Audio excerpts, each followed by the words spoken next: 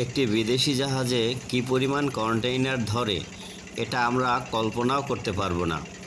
আপনি জাস্ট পিছনের সারিটা যদি একটু গুনে দেখেন তাহলে বুঝতে পারবেন যে পুরা জাহাজে কী পরিমাণ কন্টেইনার ধরে।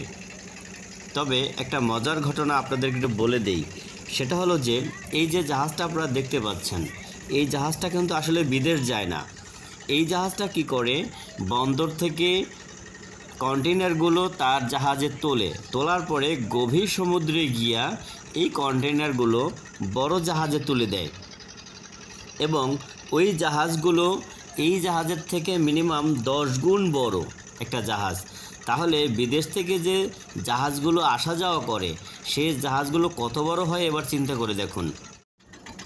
সম্মানিত ভাইয়েরা, আজ আপনাদেরকে দেখাতে চলেছি বন্দর থেকে যে জাহাজগুলো গভীর সমুদ্রে জাহাজে গিয়ে মালগুলো তোলে সেই জাহাজের সাইজগুলো কত বড় হতে পারে এটা আমরা অনেকেই জানি না। তো চলুন আজকে একটু দেখি। আমরা অনেকেই আসলে জানি না যে, এবং দেখিও না, হয়তো অনেকে ভিডিও থেকে এই দৃশ্যগুলো দেখেন যে ওই জাহাজগুলো কত বড় হয়, কিন্তু কাছ থেকে যখন দেখবেন তখন আপনি আপনার যে ধারণাটা সেটা আপনি পরিষ্কার করে নিতে পারবেন।